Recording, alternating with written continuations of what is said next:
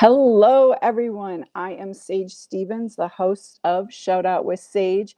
And today we're joined by a guest who is an entrepreneur, commercial real estate professional, and community organizer. He has proudly called Los Angeles home for over 20 years, helping businesses grow, supporting housing projects, and giving back through groups like Habitat for Humanity and the Red Cross. Now, he's running for Los Angeles City Council in 2026, aiming to accountability, common sense, and practical solutions to Los Angeles. And today, shout out with Sage, I want to welcome Eddie Ha. Hey, Eddie, how are you? How are you? I'm great. Thanks for Great. having Thanks for being here. Thanks for being here. So, what made you decide to get into politics? Despite what everyone is saying, the first thing they ask you is, why are you getting into this? And the reason just hasn't become more clear than ever right now. I think now is the time to really take action. I'm a true firm believer that if you want to affect any kind of change, you need to get in there and do it yourself. And one of the main things for me is I just couldn't sit idly by and just watch the city continue to deteriorate year after year. And I felt like I was in a position where I can have a stronger voice and be able to make a difference in the city that I love.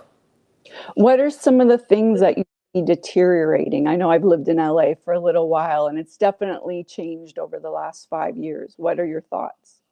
Yeah, well, 100%. I've been here for over 20 years, like you said. And, when I first came here, it was just, you're starry-eyed, right? And LA was a completely different environment back then, right? And one of the main reasons was the vibrant culture, just the scene, the attitude of the people, and everything was just so alive and energetic. And obviously, moving here from Boston, it's the weather. And I was going to ask where you moved from. So I feel like, I feel like that's the answer for everyone, right? Because that's one of the main things, and you definitely can't beat that. But and that was 20 plus years ago.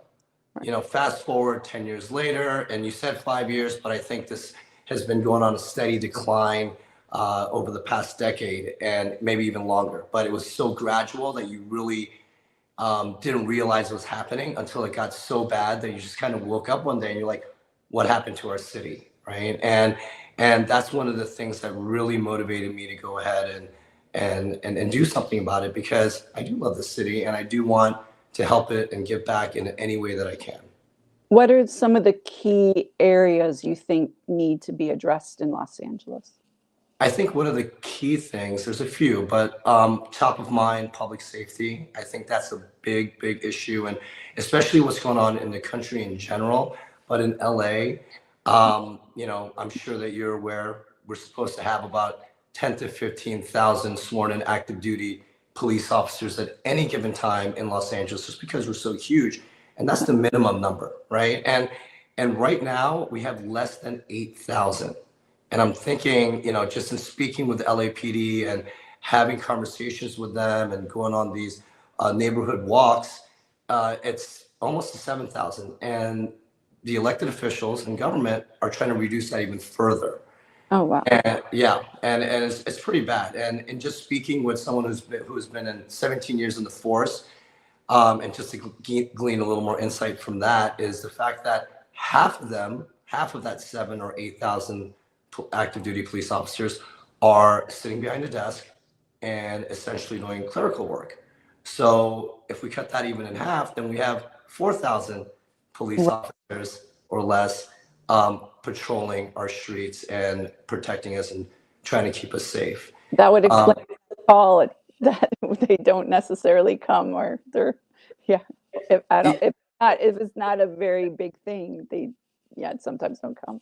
It is, and it's very true. And if you want to kind of dig a little deeper into that, it's primarily because their jobs are at stake. They're actually taught to wait an hour or two after the call comes in, to hold back and not engage with the criminals, the robbers, or people, because there's just a lot of liability issues that's occurred. They just want to come in, take the report, and go from there. I mean, it's gotten so bad that the police can't do the job that they were hired to do. And it's very demoralizing too on their end.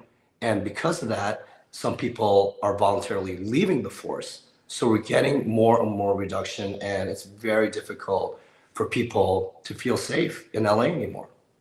What do you see as some of the possibilities to implement change? Like, what are some of the things, policies that could be implemented to help with the police?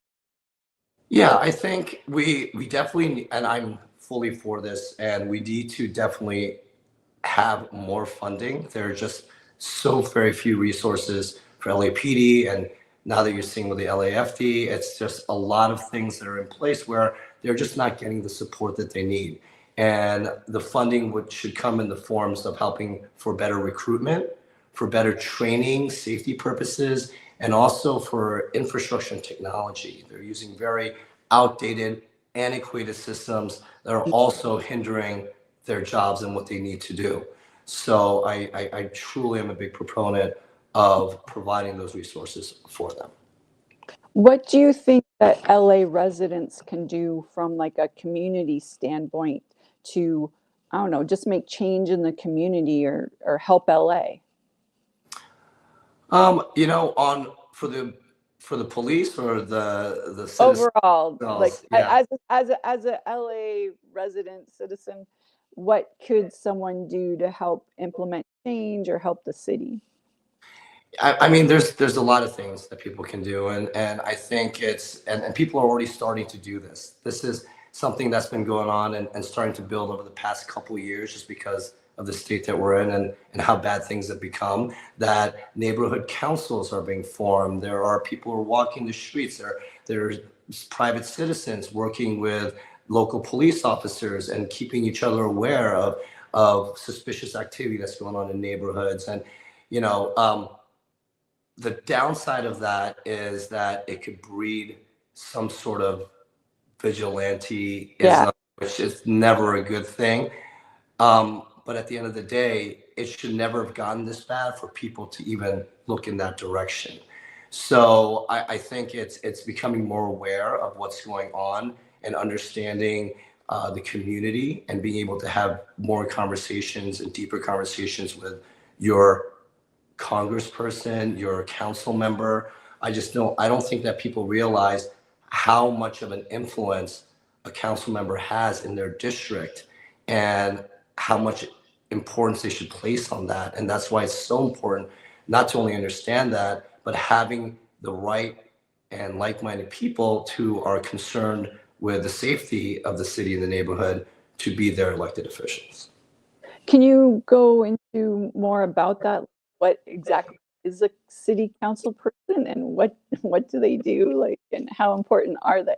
Yeah, they're extremely important, and more so than most city council members and any other city across the country. Uh, City council, there's 15 districts in Los Angeles, and they work everything from permitting, housing, the homeless, recreational parks, museums, art, every single thing that touches your life in your neighborhood and your community, the city council has a hand in. And that means passing certain laws, bills, amendments, anything that goes in place, even above the mayor sometimes. The mayor can't appoint a certain official in any capacity without the city council voting on that. So, you know, when you're up in arms and you're going, why is this happening to our city and why did they pass this certain bill? It's because there was a vote and they vote on everything that happens within the city. When are these votes? Like, okay, if someone wants to get involved in, or go to a city council meeting, when, how, where, what do I do? There there are there are three a week and they're open to the public. So Tuesday, Wednesday, Friday, and it's at 10 a.m. in City Hall, and it's open to the point where they hit capacity.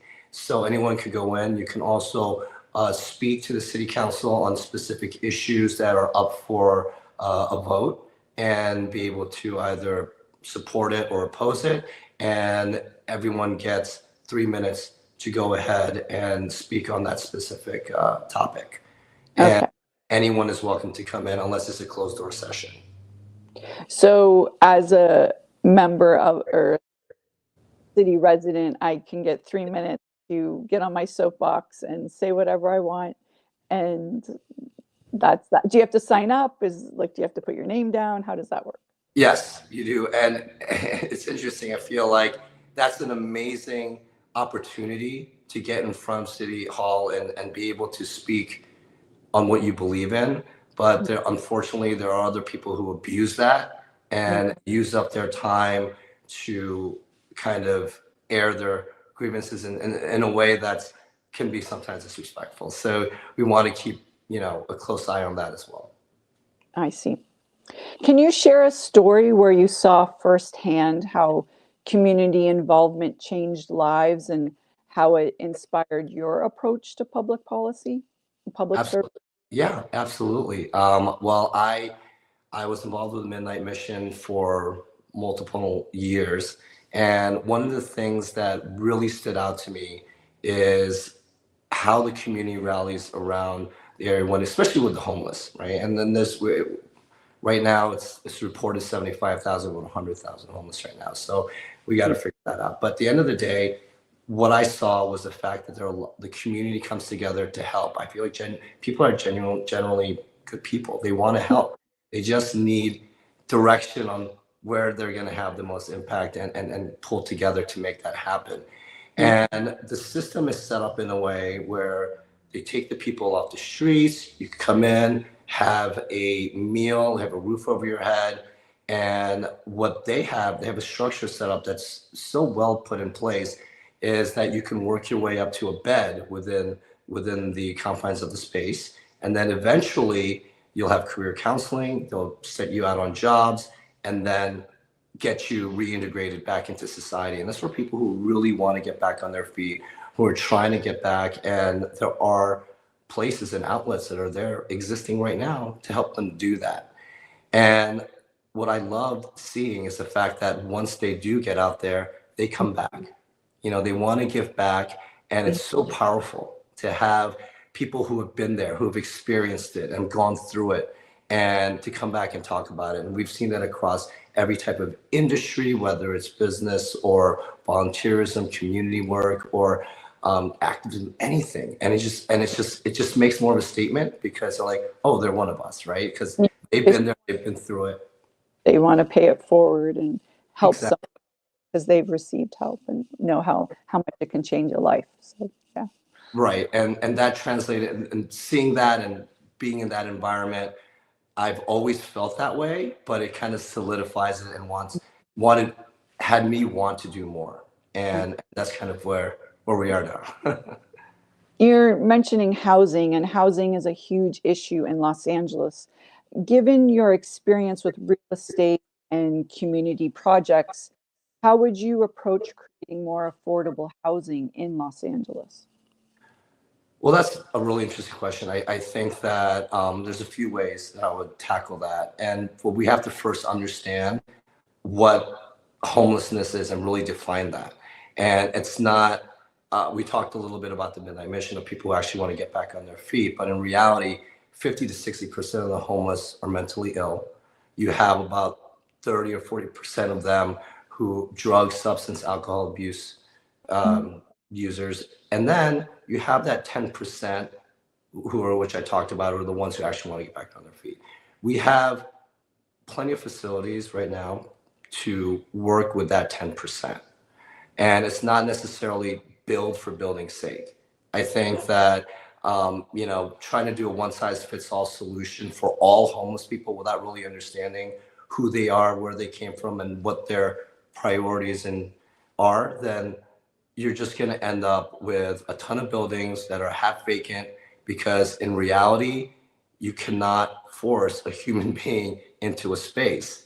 And Right. if they don't want to be there, they're going to be right back on the streets again. So you're not really attacking it at the root cause. I think some of the solutions are going to be to address those things, which is more focused on mental health care facilities, mental health care professionals, drug rehabilitation centers, counselors. those are the things that will make a direct impact. And then the youth, if you look at people who get aged out of the system at like 14, 15, they end up back on the street, then either they get homeless, they get into drugs, they get into crime. These are all the things that we need to attack and be proactive about early on, rather than wait for this to become an epidemic, which it is right now, and then try to put a Band-Aid on it and offer temporary solutions. We need to attack this and really understand that. So the first part of it is really understanding the root cause of the problem and then working out solutions for that. Is there any, when you're saying root cause, did any of the fires or the natural disasters end up with people homeless, I would imagine? And how, because those people have a different problem, how has that affected the crisis? Yeah, I think, well, that definitely has. I don't know if a large majority are homeless per se. I think a lot of people have kind of either moved out of the city or just the county itself. If they stayed in California, a lot of people are migrating down towards Orange County. And then you have a lot of people moving out of state, Florida, Texas, Colorado, Arizona, all the different areas, right? Just relocating to. That's right, yeah. So the fires are an interesting topic. I think that, I have certain opinions about it that, yeah, I just don't feel like it was 100% wasn't handled correctly, right? And I think it could have been handled so much better, and it goes all the way back for having the proper resources. At the end of the day, we live in a city where we can practically predict down to the week or even the days of when it's going to be the city's most susceptible to fires. I mean, it happens every year, almost at the same time each year. So with knowing that, wouldn't you want to bring more resources at the most critical moment of time when we're going to experience these wildfires and be prepared? And we had none of that. So it really boils down to poor leadership. And it's not just mismanagement. And now we're going to gross negligence. And if you're in a corporation or any business, when you get to the level, you usually are fired, right? Because Exactly. and that takes you back to more accountability within government, which it doesn't exist right now. How do you plan to address accountability and transparency in city council decisions? You really have to take it down to the people. And the first thing is really for them to have a better understanding of what it is and what city council is doing, what the mayor's job is, and then getting them very educated on these policies. And I know other people don't know or they don't care. They don't necessarily want to do that work to really find out what that is. But the accountability is very crucial, and it's calling it out. You have to expose the things. There's the reason why the past 3 to 5 years, there's been multiple indictments. A lot of city council members are going to prison, 13-year prison sentence. Yeah, I've read some of the stories. There's a lot of stuff going on. Right, and it's probably one of the most corrupt governments in the entire nation. And I'm not saying this lightly, and it's unbelievable, but it just leaves a lot of room for that because no one was paying attention, right? And if they were, they weren't saying anything about it. And then that is where the transparency kind of comes in, because it got to the point where they've just have been so emboldened that you do it in plain sight because they're getting away with it. Like if no one's gonna catch you on it or call you out on it, you're just, you get more brazen and you get more brash, and you get more confident with what you're doing. You're walking around like, I mean, there's a lot of things I see in the city, like especially during COVID with some of the things on. I had a few questions. How does someone, like as a resident of LA, what's the word I'm looking for? How do you ask for accountability? Like how does that happen? I don't think it's about asking, it's about Well, demanding. well, You're yeah, definitely, yeah. I Um, demand accountability.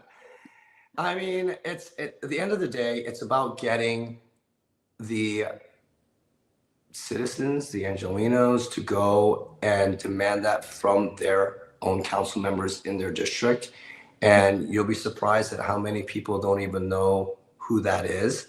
And there's not enough of an effort that the council members don't even pay attention to it. There are people that I've spoken to that tell me that they've tried calling their council member's office multiple times, even after their homes got burglarized, broken into, and there's all sorts of things happening within the neighborhood. No one picks up the phone. No one, it's not about even returning the call. It's like they're not even picking up the phone to begin with. It's unbelievable, like people just don't know that.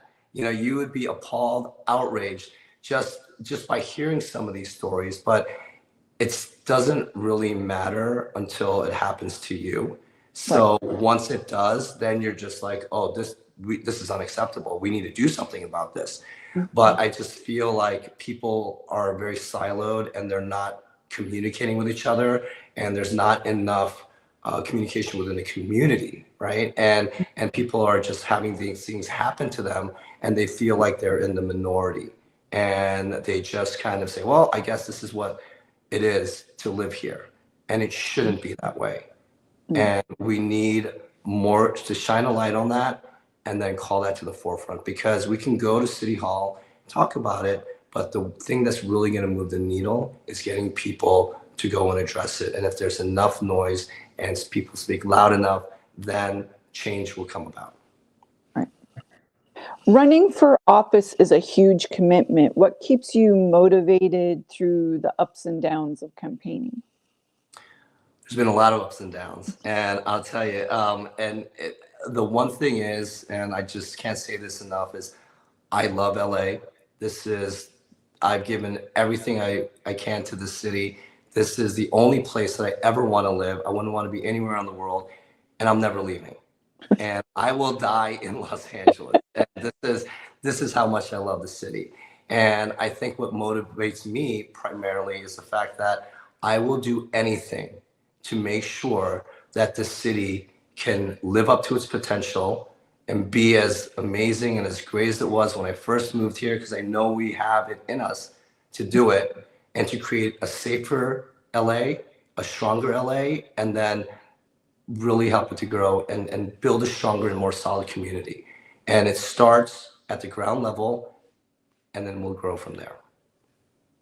What do you love most about Los Angeles and what makes it unique compared to other cities? There's so many things. And I just love the diversity. I love the culture here. I feel like, anywhere else in the world, I mean, I grew up in Maryland, went to school in Boston, and I've traveled everywhere. And every time I'm landing in Los Angeles, it's something about it. I feel like the people are so resilient and strong. We have had so many things happen to us in this city, but people have just come back stronger than ever. And I feel like the people who have stayed is a true testament to that belief, because they are all here and they're all fighting, and they equally love LA. Maybe not as much as I do, but I do feel like they are in it for the long run. And that is the one thing that you cannot say about a lot of other cities is the resilience and the strength that this community and Angelenos have. What are some of the most pressing challenges you feel that City Council needs to address right now? Outside of just public safety and the obvious homeless issue, which we've talked about, is really supporting small businesses. And the reason why I say this is LA has become increasingly more anti-business over the past few years. And you would think, you're like, no, how could that be? the end of the day, with all the obstacles, the roadblocks, when it comes to small businesses applying for licenses, permitting, there are instances where you get a retail storefront and you start the lease on it. You can't run your business until you get all the permits. Right. And sometimes it takes over a year. So for a year, you're paying $20,000-$30,000 a month for the storefront, and you can't run a business out. Right. You're not making any money. So you need an incredible amount of cushion and cash to be able to sustain it until you get your permits to be able to operate. And then there's a whole other set of problems once you are established to grow and thrive in the city. Right now, we have the most record vacant retail storefronts in LA history. It's unbelievable, and you can see it everywhere. All the streets you walk down, look at Westwood Village, UCLA. You know, it's to the point where there are no stores, and then results in the homeless encampments. It becomes very unsafe. Imagine going to school and you want to go to the village to watch a movie or get some ice cream. It's become dangerous, and for families and students, everyone, it's just horrible. So that's the other thing. So those are the three main things, and it is important to address that because I feel like we're driving a lot of businesses out of Los Angeles for a multitude of reasons, and it's not just the taxes. It's just become very difficult to have any type of business in LA. So we want to fix that. We want to streamline the process, make sure these permitting and licensing gets done a lot faster, and we make it more attractive for businesses to come in and flourish in LA. Well, your background is in entrepreneurship and commercial real estate. How has that shaped sort of your own platform and what you see for the city? Yeah, I think one of the main things is the fact that being in this environment and business, you cannot just sit idly by and hope someone will come in and save you or fund you or provide that safety net. And obviously anyone who's been an entrepreneur in their lives knows that the only way to succeed is to roll up your sleeves and just, you gotta get dirty. You gotta have your hands in it, and you have to be hands-on and really, really take action. And I think that is a huge testament in terms of what we need in city council. I feel like it's not so much what city council has done that's really degraded LA. It's a lot about what they haven't done. It is well within their power to affect the type of change we need. It's just their inaction is driving us down this path. And again, I can't sit idly by and watch this happen. I'm very much a hardliner when it comes to these things. And in terms of business practices, whether in politics or in the private sector, that is the one thing that will make a difference. And you need to get in there, and you have to affect that change yourself. What are some of the things that when you say there needs to be action, what specific things need action? And what is that action? Yeah, I think one of the main is for the homeless crisis is really providing options to all homeless, whether it's for the mentally ill, the drug substance abuser, or the people who are just trying to get back on their feet. There are programs that are already in place, and there's somewhere where we're deficient in. We need to strengthen those areas so that everyone's issues gets addressed. And then when it comes to the encampments, and it's a very hot topic issue, right? And some people are like, it's very inhumane. Why would you want to move these people out of these areas? And you shouldn't do that. And what's inhumane is having a human lie, and I don't want to get too graphic, in their own feces and with hypodermic needles and getting diseases pretty much on the street, spreading that. And I would ask anyone, would you trade places with that person? And most likely they wouldn't do it. What is humane is providing a roof over their heads, 3 square meals, a hot shower, and a path forward. These are the things that we need to provide, and that's what I would like to provide to everyone who is in that situation. And with the encampments, after a certain time, we just cannot just sit and let it continue to grow. We need to move them, and after all options are exhausted, I do believe that we need police action to come in and remove those, because it essentially is breaking the law to be in a public space like that. And I'm a very hardliner when it comes to the law itself. And I agree with all the First Amendment rights of everything. However, if you're breaking the law, there needs to be consequences. What else can a person do from a community level to help Los Angeles right now? I think on a community level, again, outside of just coming together and having a broad discussion about what's going on in their neighborhoods and keeping an eye out for each other, it is about community. It's about keeping each other informed, but then also in the short term, do things that are within your capability, within your neighborhood, right? And make sure to report criminal activity. Make sure that have heightened awareness of what's going on around your area, around the schools, around the community itself, and then taking action. Be a part of organizations that you believe in, and I encourage everyone to volunteer. Whether it is for the homelessness, whether it's for Crime Watch or cleaning up the city or volunteering to help youths get more career counseling, and then be a mentor and working with them to get them to the point where they can go out and be an integral part of society. Okay, so we're gonna change it up a little bit with the show and do more of my usual questions for Shout Out with Sage. Okay. So is there someone that you said that you started in entrepreneurship and commercial real estate, now you're in politics. Is there someone that was really pivotal in your life that has sort of helped you along?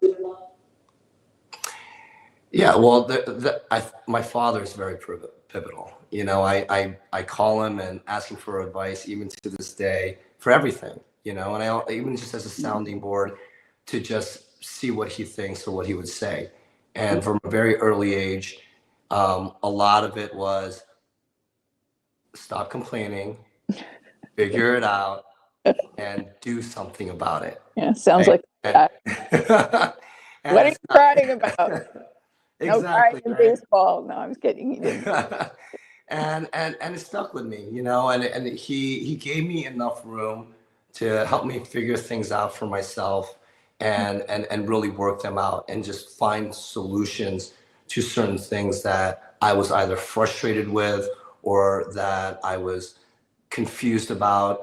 And it made me look into things even deeper and understand it better so that I can have an effective solution for whatever it was in my entire life. And that stayed with me even till today. And I was just on the phone with him a couple of days ago talking about this, and he gives great advice. What is the biggest piece of sage advice that someone's given you? Well, the biggest sage advice was don't take things too seriously.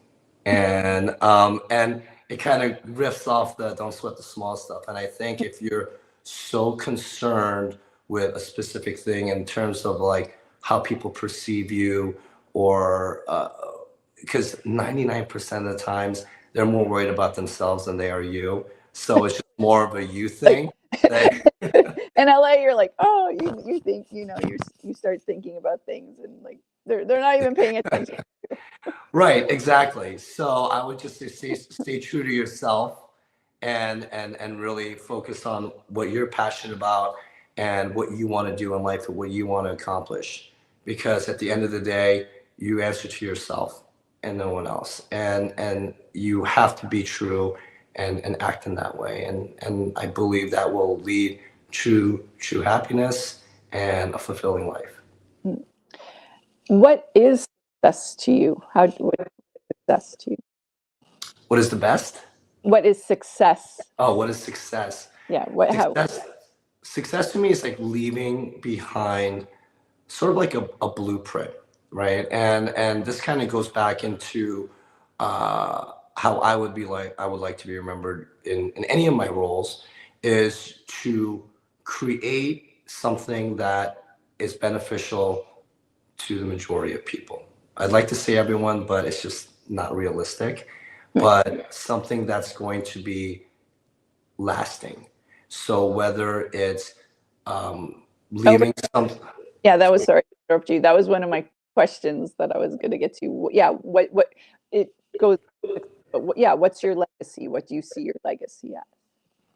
Absolutely, and it's leaving behind something that's better than when you came to it in the first place, right? And my goal is to be the blueprint. So if it's District 5, it's to do it so well, create the most ideal environment you possibly can that LA has never seen before, and every other district is looking like, how was that done? How did This you do that?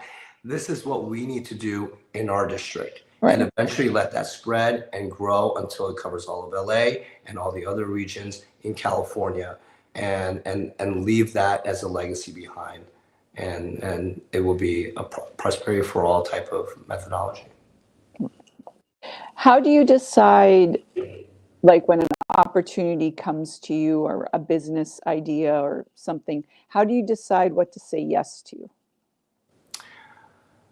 Again, weighing it in terms of the most optimal for the majority of the people. And whether it's in business or in politics, I would look at it from every angle and look at what is the net goal? What do we want as the outcome? And for business, you typically have a mission statement, a goal for the entire company and what we're trying to achieve. Does this align with that? And what is going to drive us closer to that goal? If it doesn't move the needle and it doesn't benefit, or it actually is detrimental, those are what we pass on.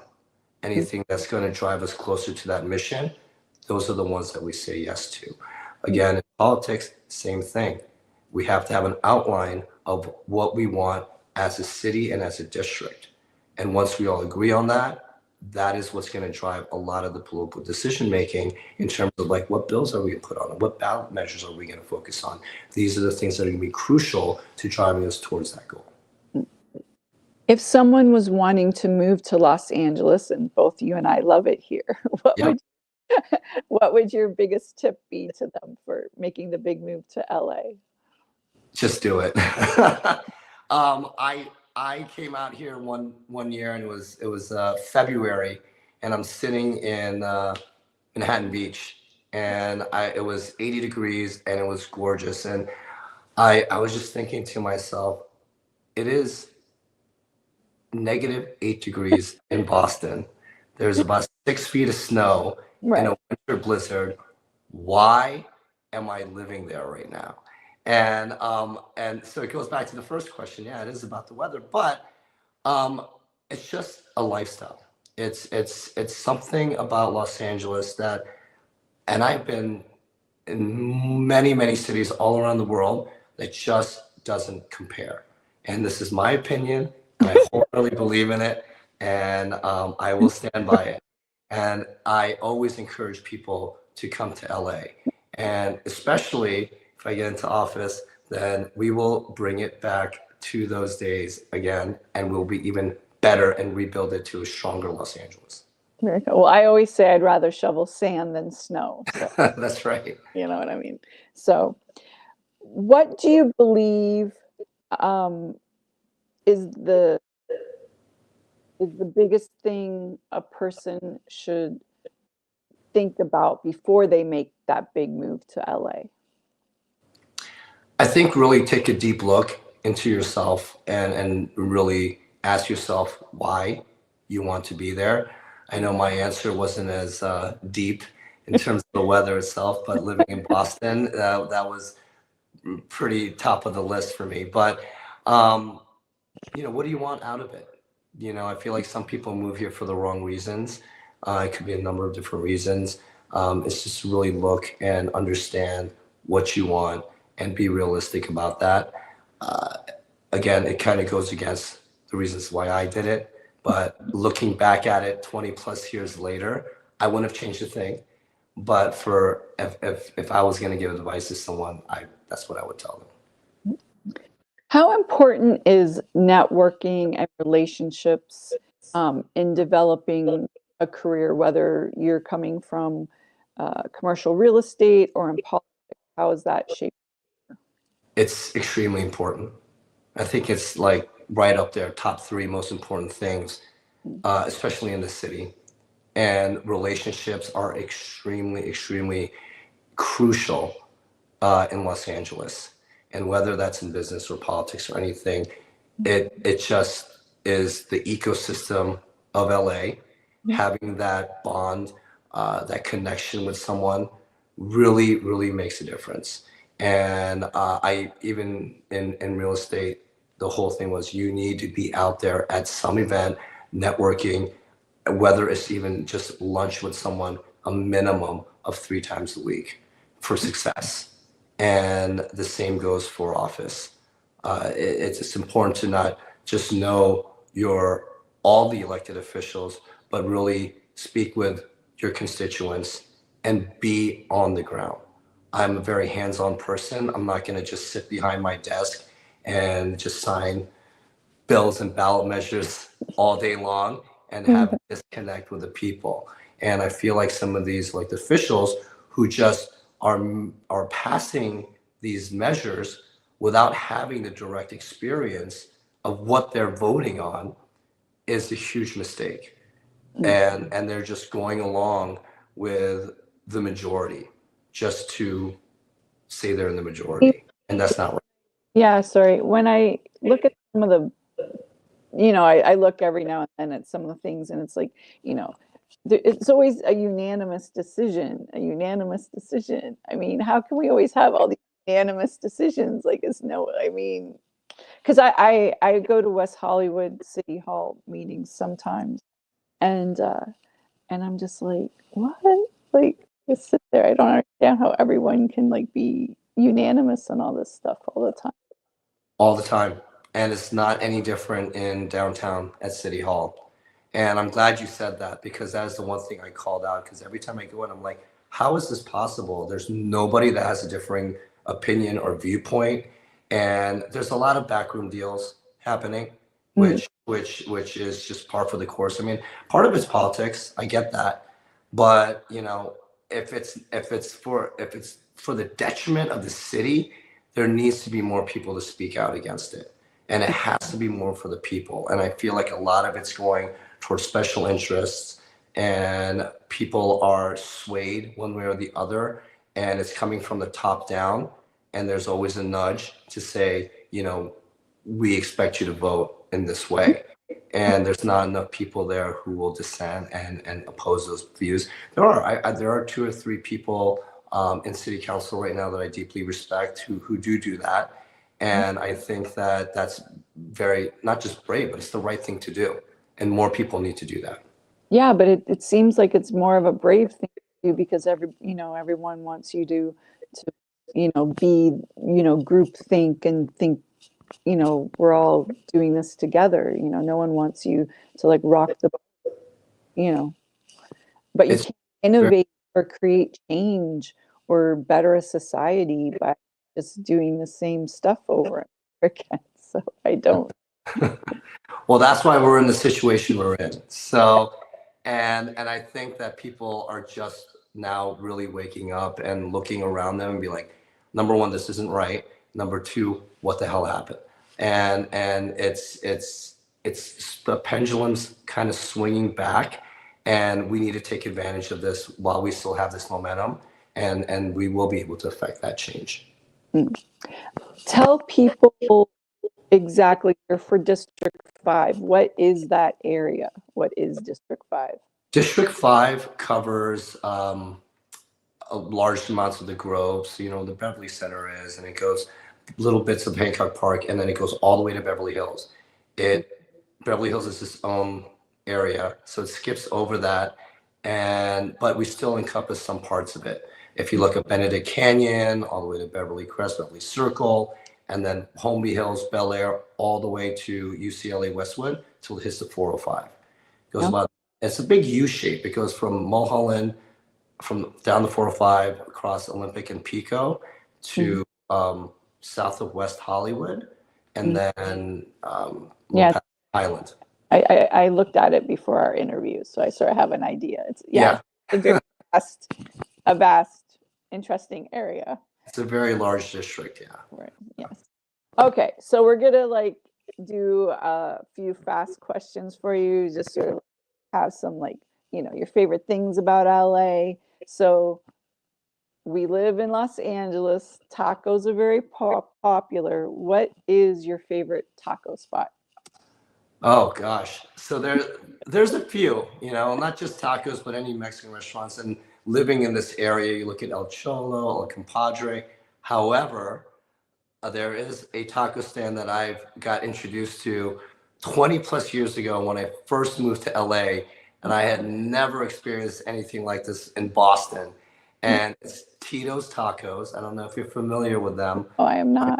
Culver City, and it's unbelievable. And this is before we had GPS. I just had to remember how to get there and what exit to take to find this place. Now you can Google it, and it's amazing. It's one of my favorite places, and it's endured all this time, and I still think it's fantastic. Okay, so Tito's Tacos in Culver City. Yes. Okay. So are you a Dodgers, Lakers, or a Rams fan? I do like the Lakers. Okay, so we're into basketball. Okay, we're good. Okay. What is the most underrated neighborhood in Los Angeles? What do you think? I don't know if it's necessarily underrated or even if it's definitely a neighborhood. Carthay Circle is very, very interesting. And when I say that, it used to be a lot larger than it is now, but it's also very historical. And if you Google it, the history is just really, really unique. And I just still love how a lot of these homes are still preserved in the original form. And you could just drive past Olympic and miss it. But there is a small little community over there, and I just love walking through that neighborhood. Actually, I had a friend that lived in that area for a little bit. So it's really nice. It's a great little area. It's very quaint. Yeah. What is your favorite LA landmark? That kind of goes back in line of the Carthay. However, a landmark, my gosh. Old Hollywood, it could be new Hollywood, whatever. Just a favorite LA landmark. I am partial to the Roosevelt Hotel in Hollywood because it is just, you walk in and you just feel it's still preserved. You look at, it's like 1920s, 1930s style. It's beautiful. The architecture is amazing. It has stood the test of time. And every great Hollywood icon has been through those doors. Right. So I still love it. Yeah. If you could describe Los Angeles in one word, what would it be? Vibrant. And what's your favorite way to spend a Sunday in the city? I like to start my mornings hiking, and everyone says, Runyon Canyon. I do love it. I do love Runyon Canyon, but that's one of my questions. What's your favorite spot? Okay. I go there the most frequently, yes. But there are other ones, and if you go towards Malibu, there are a ton of different hiking options. But if we're going to be in the city, in LA, that is the closest one, and I do frequent it very often. Okay. What's your choice? Coffee, boba, or matcha, or something else? I drink coffee every single day. So if I was going to switch it up, I would go to matcha. Okay. And what's your favorite coffee spot? Oh, gosh. All right. So actually, it's very common in commercial Starbucks, and I truly believe this. I don't know if it's psychosomatic or, maybe I just believe in this, but the fact that that coffee, Starbucks, just regular plain Starbucks coffee, gives me the most energy than any other coffee. I can drink 3 cups of coffee at any restaurant and just feel fine. I take 4 sips of Starbucks and I'm jumping up, bouncing off the walls. You're ready to go and take on the day. Yeah. Which Angelino, past or present, inspires you the most? Hands down, it has to be Sylvester Stallone, although he is no longer a resident of LA. But when he was here, it's just someone that I've looked up to for many, many years. I've had the honor to meet him and sit down with him, and he is just as genuine and authentic as you would think he is, and no holds barred. And he is just such a genuine and amazing person, and one of my personal heroes. So I would have to say he's the top of the list. Okay. How do we find you on the internet? It is www.eddieforla.com, and that's EDDIEHAFORLA.com. And on Instagram, where do we find you? That's Eddie Ha for LAD5 at EDDIEFORLAD, the number 5. So do you have any events coming up for any of us to go to, or what's next on the agenda? We do. There are some smaller events, but there will be a large gala event in November, and that will be posted on the site as well as the Instagram for a save the dates. So you should look out for that in the next week or 2. Cool. Good. Well, thank you so much, Eddie, for being on Shout Out with Sage today, and learned a lot about politics, the districts, and LA City Council. So thank you very much for being on the show. Perfect. Thank you so much for having me. Cool. Okay. Bye, everyone. Thanks for joining us today, and we will see you next time. Bye-bye.